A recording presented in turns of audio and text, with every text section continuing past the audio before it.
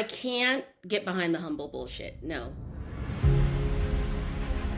Anywhere you look up humble, it's always going to be tied to a demonstration of how you don't want to misinform people that you think you're more important than you are.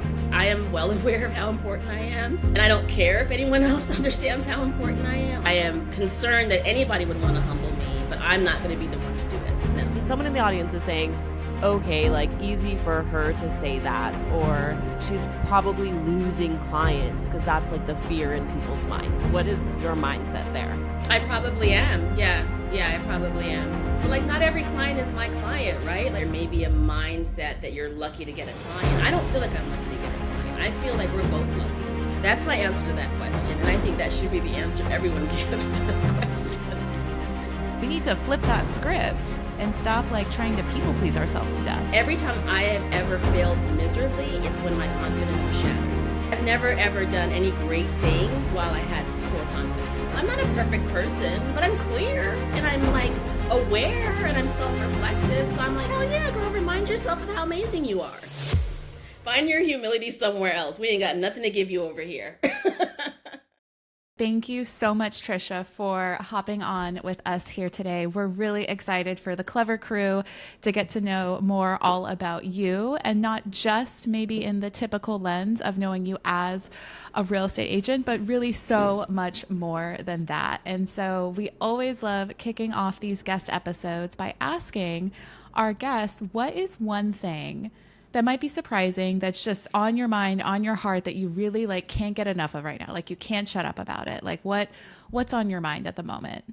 What's on my mind at the moment? I think the biggest theme in my life right now is wellness overall. Like just wellness. I think that's like something I can't shut up about right now, which is odd, obviously, as a businesswoman and real estate person. Right. Yeah, because you've owned multiple businesses. Like you went from salons to selling multi-million-dollar real estate. And we were just talking about before we hopped on here, you're like, yeah, I had some time this week, and most people would have taken a vacation, but I used it to get things done that just made me feel good. So for you, what would you say wellness looks like for you as a busy businesswoman who has multiple businesses? I think it's just like a matter of, and I hate like everyone uses this term balance, but for me, balance is so key because I'm that girl that like really, I have a lifestyle belief in my head, and like that's what I'm working towards, right? So it's like, it's not any one thing. It's just I am motivated every day to kind of get up and work towards the life that I want. And that is inclusive of a very successful business, but it's not a very successful business. It's so many other things. And so I think wellness is important to me because it starts with me, and everything I do, it's like I'm the engine of everything, and I know that. So understanding that, you know, after multiple careers, that I'm the common denominator, right? So when things are all over the place and scattered, it comes back to me. When things are difficult and just nothing can break through and nothing's again, it all comes back to me. So I think that at some point along the way, I just realized like I'm the most important person here. Like I'm the most important thing here. Say it again. And so wellness, we love that. Yeah, no, it is. It's like I'm number one. Like I'm number one, and I am very committed to that. I think that when people interact with me, they're just like, how do you do that? I mean, I don't know how you do it. I just know that I'm there, and I know that it took me a very long time to be there. So the boundaries I set, the rules I set, when I say yes, when I say no, how I do things, if I do things, when I care, how much I care, whether or not I care, it really comes back to me and how I feel about things and my wellness. And my wellness is so important. It's my mental health. It's my rest. It's my ability to restore myself so that next day I'm better than I was the last day. You know, that I get enough downtime to come back and put in a good day or put in a good fight. I'm just a good picture of everything, you know, because to me, like our success is defined by many things. I'm very clear on what my success is defined by. So it's my wellness that allows me to give it my all, really, you know, and do it in a way that I'm proud of, more importantly. Yeah. Because when I've had success in a manic state, and it's just not as fun. It's just not as fun, when you're stretched too thin. That's not and sexy. Yeah, and you're not good to yourself, and you're just not good in general. You're not, but you're checking these things off, and you're doing these things, but you're not enjoying any of it. And I know what that is. I've been there for so long that I know how to really clearly fight against getting back in that space and really managing myself, my time, and just my worth in a better way, honestly. I think a lot of our listeners, Tricia, are maybe in that space where you were. They're seeing success, but they're feeling like taking a break or taking a step back or prioritizing themselves or their wellness is going to make everything crumble immediately.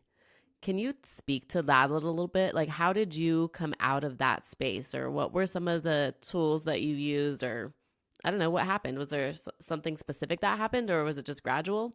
I think I was always aware that I was just like a real gunner. Like, I'm just like, let's get it done. Let's get it done. Like, I've always been like, I don't need anybody to motivate me. I don't need anybody to judge how I do anything. And I definitely don't need anybody to,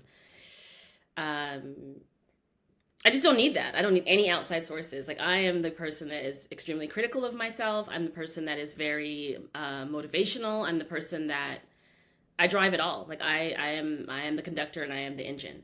And that's just my personality, and I've always been that person. But I definitely felt like with my first business and my second business that I get to a point where, the reason why I say I'm the common denominator is because it's like, I get to that same point in everything that I do where I become overwhelmed, I become a control freak, and I'm angry about it.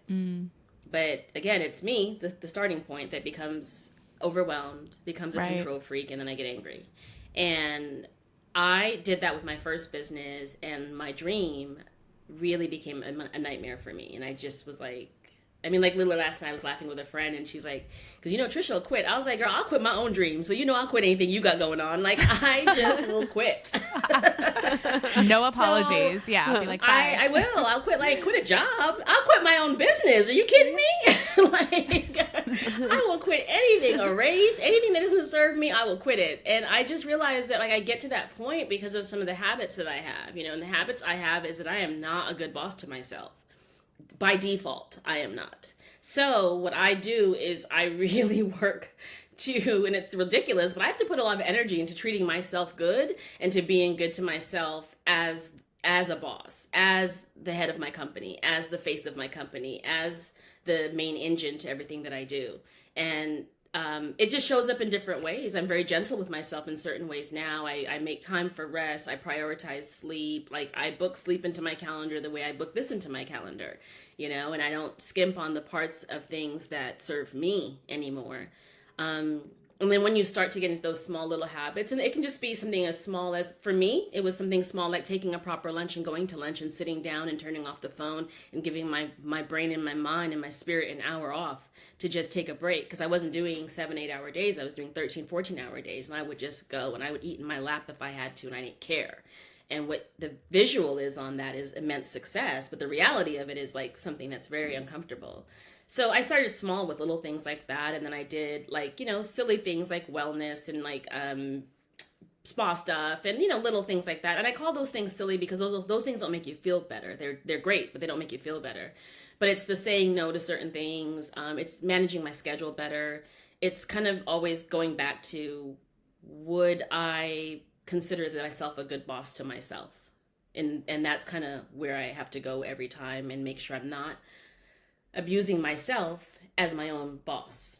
And I, by default, will do that. And so now it's like, those are the parameters that I have to stick between. Like, is this good? Like, when's the last time you had a day off? Are you carving out time? Are you, and so the other end of that on people interacting with me is like, oh, she doesn't take calls on Saturdays, or she's MIA after 8 p.m., whatever it looks like. But this backstory of that is that like those healthy habits are in place to make sure that I'm good. And when I do those things, I'm so good. I'm so much better. My work is better. My relationships, everything's better. Like, my mind is better.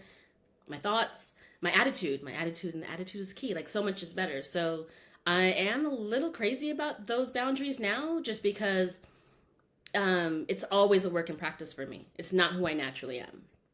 I love that. One thing that Kat and I talk to our clever crew about all the time is setting healthy boundaries. Yeah. And it's like everyone says that, but a lot of those boundaries are like, that's you. It has nothing to do with anybody else. Like, I don't have a lot of boundaries with people because I have such great boundaries with myself. I know what I can, want to, don't want to do, and I know when it's too much. And I respect it and I honor it, and I also I take a lot of time for myself. I take a lot of time for myself, and I think I need a lot of that time in a way that maybe another person wouldn't, but I need it. When you're setting boundaries with people, with clients, with colleagues, and you're like, I don't take calls on Saturday, can you share what that message sounds like specifically? Because Kat and I talk about this regularly, like boundaries are key. I don't take meetings on Mondays. People might not like that, but that's something that's super important and it's crucial to our success. What is the messaging specifically for our audience so they could replicate the messaging?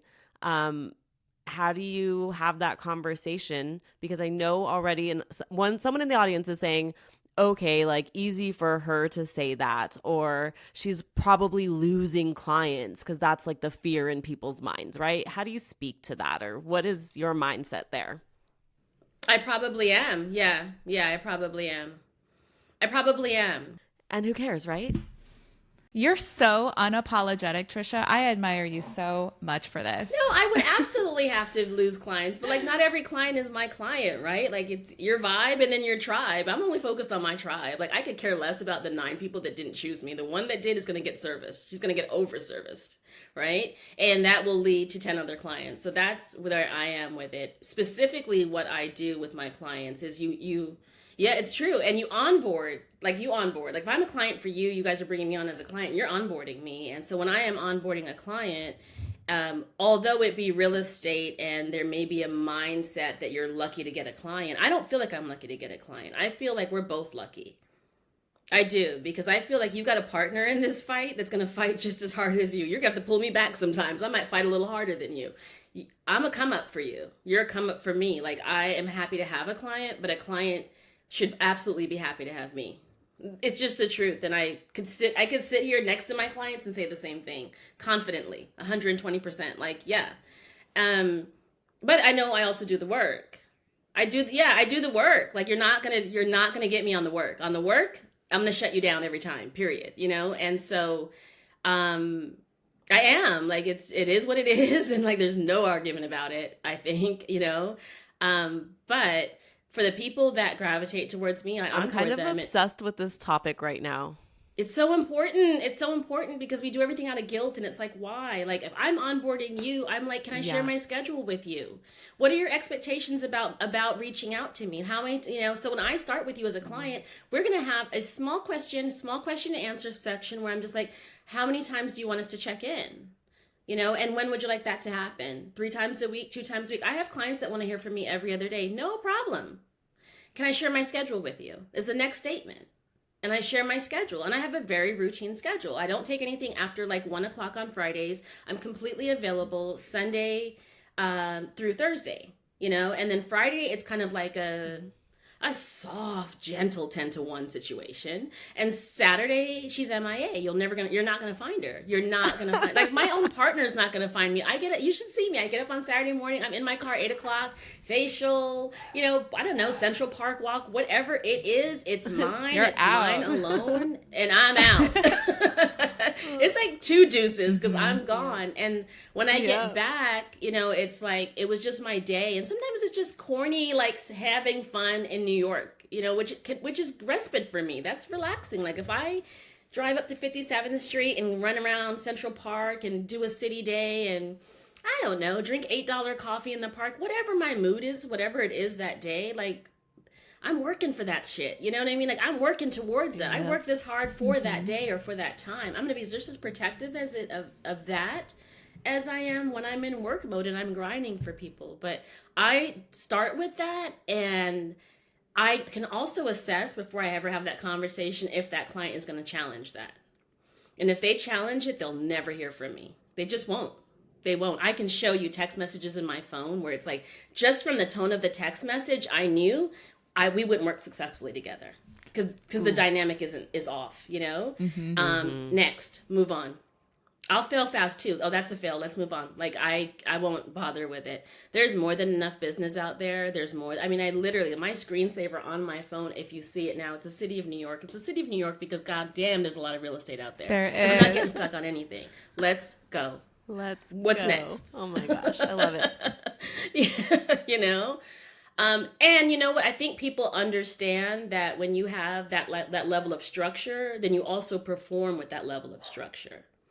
So I don't go missing with my clients. I don't send you nonsense like I'm on vacation, so my internet is crazy. I'm either on vacation or I'm working. There's like no in between. You know what I mean? Like, oh, well, like, no, like I am either working or I'm not working.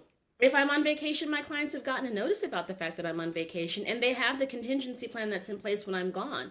Am I completely checked out? Absolutely not. I wake up in the morning, look at my emails, peruse quickly, make sure there's no fires, check in with my assistant, and then I'm gone again.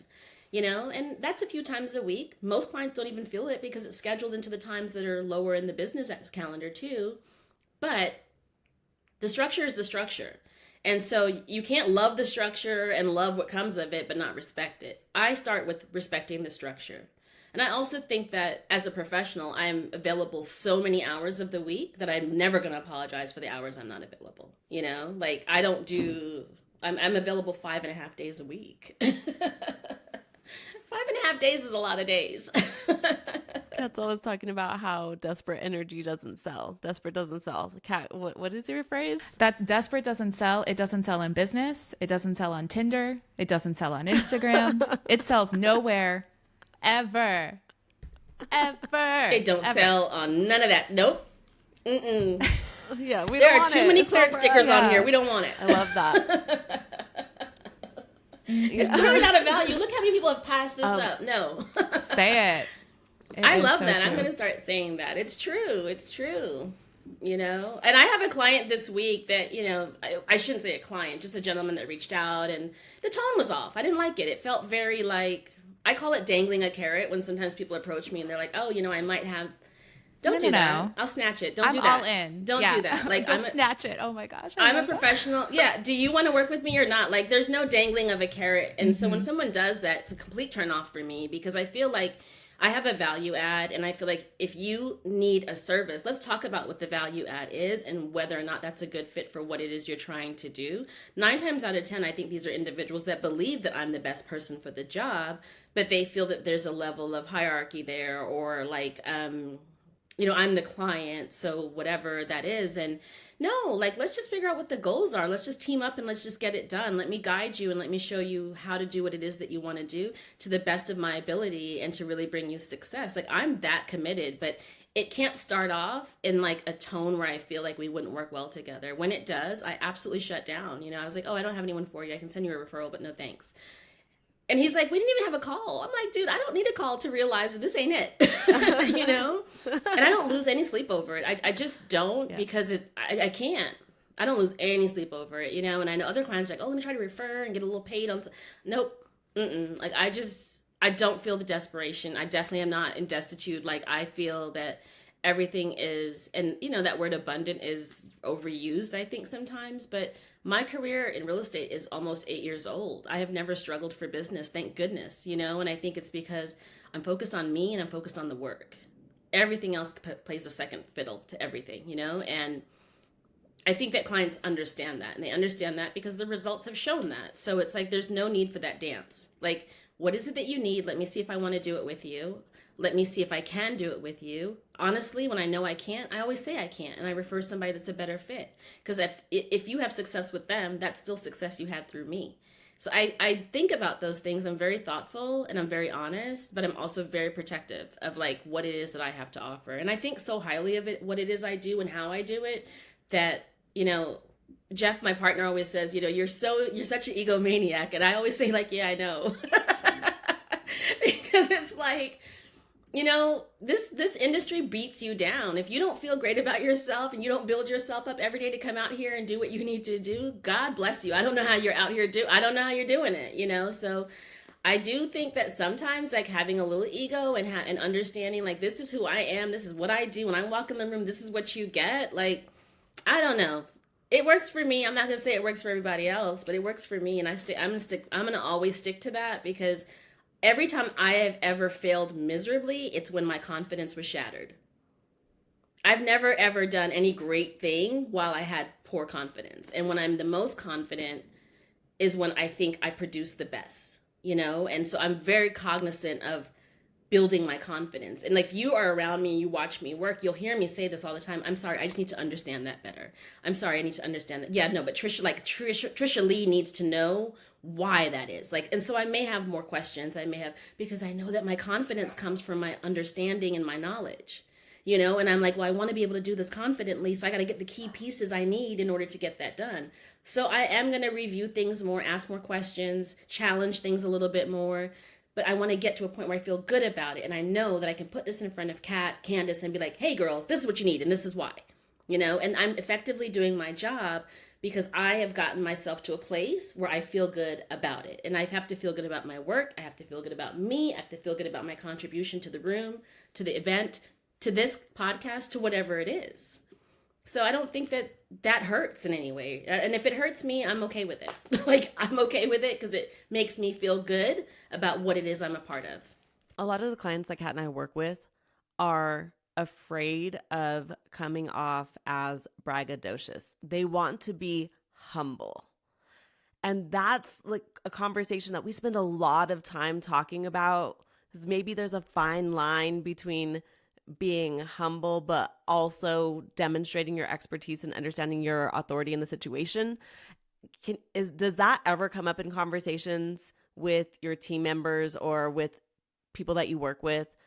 Like the idea of like, maybe you should be more humble? I want to have this conversation because I'm tired of having this conversation just with my client.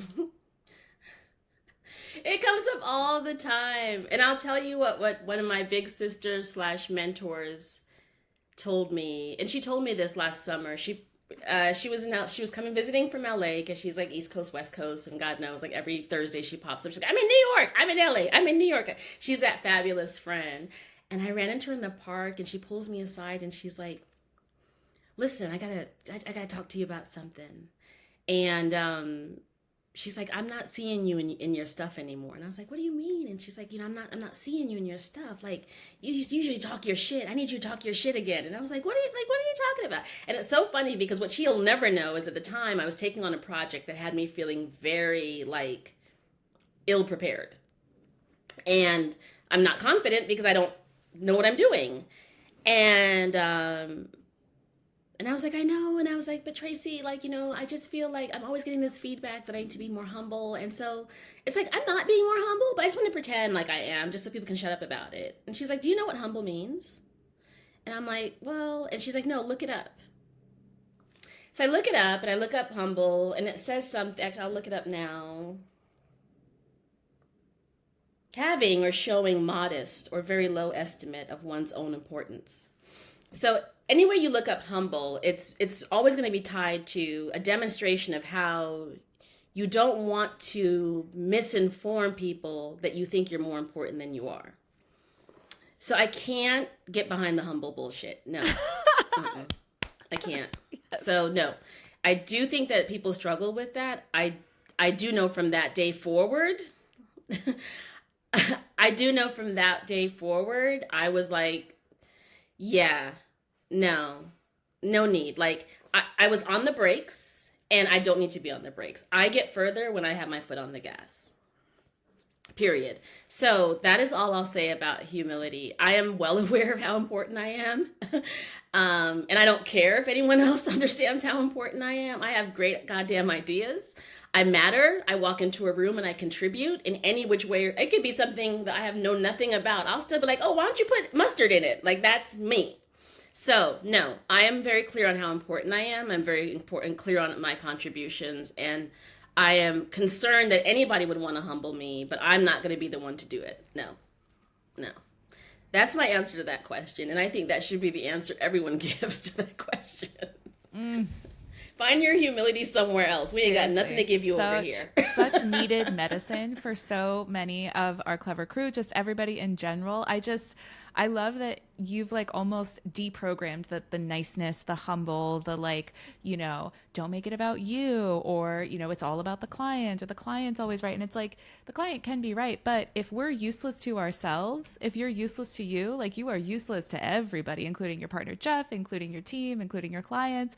Like we need to flip that script and stop like trying to people please ourselves to death, because that doesn't help anybody. Yeah, absolutely. And it's like, I'm here, I make it better. And like, I think my own guiding light in my life is about making contributions. I feel a responsibility to contribute to anything I do. We could be planning a road trip. I'm the one with the spreadsheet. I'm like, hey, let's. And according to my I'm that girl. I'm always trying to contribute to You are things. a spreadsheet girl. I can see that. I love a spreadsheet. So I believe in my contributions to the things that I care about. I believe in my contributions to my work. I believe in my contributions to anything that I'm a part of. So no, I'm not going to shrink that. And I feel that I would want a client to interact with me and be like, damn, I'm in good hands. Like I am in good hands now. And so I know when I leave a client with that feeling at the beginning, the middle, and the end. And I don't care how anyone else takes it, because every client I work with becomes a brand ambassador for my business. And that is how my business grows. I am not out here knocking on doors. I'm not out here at 20 networking events a week. I'm not interested in it. I don't have the time. Like I am doing the work, and the work is the work is the work. And that is always going to be proven, right? So that's the most effective I can be with my efforts in my business, is to just do great work and to lead with that. That's going to be my way. Maybe it's because of my personality that's a better way. Maybe it's because I truly believe it's a better way. But I'm not about to shrink back myself to try to convince you that I'm the best person. I'm not going to do that. It's like anything. I feel like you have access to it. Enjoy the ride. Enjoy the ride. I just believe it. That's where I'm at. Yep. I'm so excited about this episode because Kat and I are just going to send this episode to any of our clients who bring up all of these topics and be like, look, you don't have to just hear it from me. Listen to this episode on repeat in your car, on your walk, with your dog, like all the time. When you're getting your nails done, listen to this episode, because this is truly what it's about. And you have to believe that you're worth it. You have to believe that your skills and your experience are worth the wait even, right? Like, why would you work with anyone else when you just have to wait 24 hours to talk to me on Monday? Yes. That's it. It's so important. And it doesn't always come naturally. You don't always feel that way. So it's important to understand and like watch for those flags when you don't feel that way. I shared with my partner the other day a habit I've had for so long. Sometimes I share things with him and I'm like, it's just too much. But, I was listening to an old podcast that I was on, and he's like, what are you doing? And I was like, oh, I'm getting ready to do a podcast. I'm listening to myself. And he's like, why do you do that? And I was like, well, I got to remind myself of, of my greatness, I guess. And he starts laughing. He's like, so you listen to yourself? And I was like, no, I got to get in the headspace. Like, I got to get it together, know? But I do. Like, I have to sometimes remind myself, I'm not a perfect person, but I'm clear and I'm like aware and I'm self-reflective. So I'm like, well, you know what?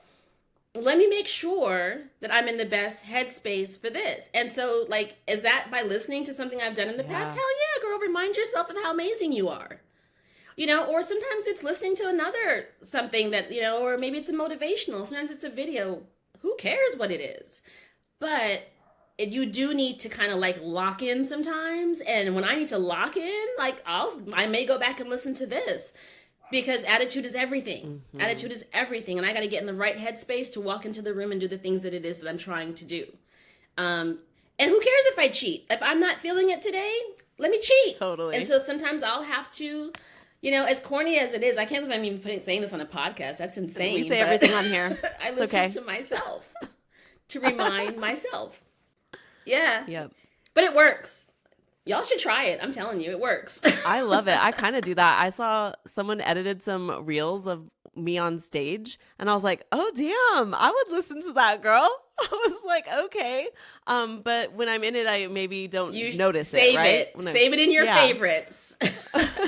Okay, so you answered so many of our questions that we didn't even have to ask them. Right, Kat? You know, it's how good you are, Tricia. All of You're it. just Who like says that? I don't understand that. I think we asked one question out of the 5 that we had planned, and we touched on everything. So, what I do want to ask you though, before we get into the rapid fire, is what's one thing that your younger self dreamed of that is now just part of your current reality, daily life, like you just have, but like something that you really longed for, or like maybe were envious of other people for having it, and now this is just you? Ooh, one thing. There's so many things. There are so many things. You know, I thought about this the other. I know so many things, but we don't like to hear it all. We want to share the journey. Yeah, there's so many things. I think so. When I closed my beauty business and I went into real estate. This is so corny, but like the first day where it like snowed and like it was like everybody stay inside unless you have to be somewhere in New York. And I had a new life and I had a new business. It was the very first day. And I remember being like, I don't have to do shit today. And I literally just took the covers over my head. Oh my God. Went to sleep. And I was so excited to like just stay home because my last 10 years had been like, oh my God, if it's snowing and no one can go anywhere, then they're stuck in their houses, they're stuck in their neighborhoods, and my businesses were booming. Like women around 12 o'clock would be like, I'm out. I can't sit in this house anymore. And so like snow days and really horrible weather days were phenomenal business days. And so you had to like swim to work if you ran a salon. And I ran 2 salons. And so bad weather days are triggering for me till this day because it's like you see this glamorous salon owner, you don't understand she's been shoveling the sidewalk all morning.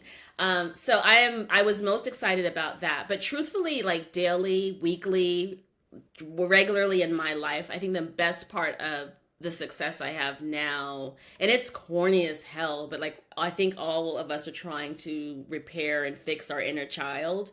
I love random acts of kindness. That is the best part of the resources that I now have and where I'm at right now in my journey is I can just randomly fix things and resolve things. And money don't buy happiness, but it damn sure gives you freedom. And I have the freedom to randomly act kindly towards people. And it's the funnest little secret that I have. It's the best shit. Like I end up in places where, like last week, a woman's debit card wasn't working and she was paying for dinner for her and her daughter. And it's like, put that on my shit. I'm happy. Yeah, I'm just like, best swipe of the week, or like I've had that happen to the grocery store. And, I like being able to just fix things for somebody that I don't even know. Like that's the best part of having resources for me. I mean, all the other stuff is like, whatever, like it's great, but then it's not even important enough to like, it doesn't come to mind right now, honestly, so it can't be all that great. But that stuff I like. Or like if my mom is talking about something and it's just like I can just like make it happen, like that's dope. Like that's because God knows how she made things happen for me when I was younger. So I think that's the best part, is just being able to randomly do shit that's really good, right? Like really, and now you can pay it forward. Yeah, and I say that. I always say that. I always say that to someone. I'm like, hey, this lady the other day, right in the corner of my grocery store, I think it was just her card just was jacked up, and I've definitely been in that situation.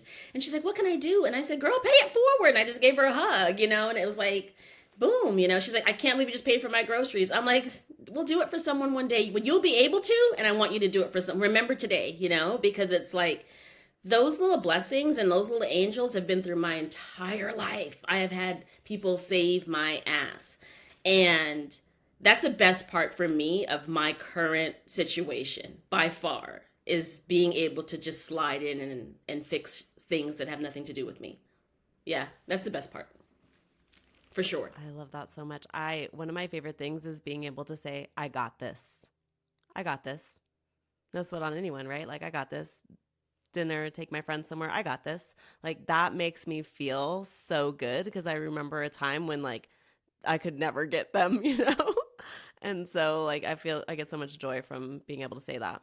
Yeah, yeah. And like nothing else comes to mind when I'm asked All that right. question. I Well, would should definitely say it's that. I love that so much. Okay, Kat, do you want to do rapid fire? Yes. Okay. Tricia, this is probably our favorite part of having amazing guests like you on. It's going to be rapid fire questions. We got about 5 or 6 of them. Just no wrong answers. First thing that comes to mind. Are you ready? Oh God. You're good. You're good. Okay. What was one of your childhood nicknames? Trish the Dish. Oh. Yeah. My mom always called me Trish the Dish. Get it? Like I'm the dish. Yes. You're and you're the ish, you're the shit. Like we know that you have stepped into that fully. We love it. Okay. What is your like go-to lazy dinner when you've just had like a day? Like what's the go-to? Oh, they're so bad. I don't want to influence people to be bad. My go-to lazy dinner is probably, it's kind of gross though, but it's my favorite. I don't care. It's probably, and like Jeff is so disgusted by it, I can't even eat it around him. That's but what we want. Tell us, yeah. The secrets, Trish. It's Chef Boyardee ravioli. Oh my gosh, hilarious. Now I will say, we haven't heard that one yet. Doesn't eat many foods out of the haven't. can. But wait, it gets worse. It's Chef Boyardee ravioli, and then I eat it with Ritz crackers and cream cheese. Okay. All right. She zhuzhes it up. She All right. does. Oh, a full culinary experience. It takes 2 minutes, and I love it. It's I feel like it's my best dish when I'm really on the go. Yeah. I love it. Whatever the best dish for Trish the Dish, that is the vibe. Yes. Chef Boyardee ravioli. Right. Everyone's like, that's not even meat. I'm like, I don't care. They're like, don't talk to me about that. Okay. What is the best non-curse word, one word insult? So for example, Candace's abuelita, she loves calling people like they're a crumb. Like you crumb, like that's her insult. Crumb, I love using the word right. Right. It's like, oh, you make me feel so small when you call me a crumb. I love the word moron. What is your like best non-curse word, one word insult? Oh God, there's so many. I'm not proud of it, but there's so many. I would say for the most part, I always resort back to clown. I'm like, this clown. Like this clown, like probably clown. But I will use imbecile very often too. Like I love an imbecile. I'm like, this imbecile. And then I say it with accents. I say imbecile with different accents. I love it. That just makes it so much better. All right, last two. So our clever crew knows Candace has an airport obsession. It even says it in her Instagram bio. She's probably at the airport right now as she's recording with us. Our question for you is, do you arrive 2 hours early to the airport or 2 minutes early? What's your vibe? 2 minutes. See? I'm surprised. Yep. We're busy. We don't have time to just be sitting around. Like I'm doing something and I'm just walking straight onto that plane. Plus, I travel so much, I can time it really well. Like I'm really good at time. Yeah, like when you travel a lot, you kind of, my timing is really good. So no, and I don't need to be anywhere before it's time. So, my partner on the other hand is there the day before the flight leaves. So when I travel with that's him, mine. I literally have to Yes. Yeah. So when I travel with Exactly, him, yes. I have to like go to the airport and have dinner and go shopping, and like it has to be a whole day excursion before a flight Whole arrives. production. But a whole production. I'm like, it is ridiculous. Like, I don't know what we're doing here. We're not getting paid to be here. Why are we here? But when I'm by myself and when I'm with my girls, it's like I'm the last person to walk on the plane intentionally. Mm-hmm. Okay, last rapid fire. Candidly, I love you've spilled some secrets with us. I'll spill a secret with you. I'm a huge Marvel comic book fan. And so, last question for rapid fire we love to ask is, if you were a superhero, I mean, you already are a superhero. Let's be very clear to everybody listening. But If you were a superhero, what would be your superpower of choice? What's Trish the Dish's superpower? It would absolutely, I've thought about this at length. Amazing. First off, it Love. very prepared for this question. It would absolutely be the ability to disappear and appear wherever I want all the time. Teleportation. We love that for you. So I could just like vanish and like show up in Madrid.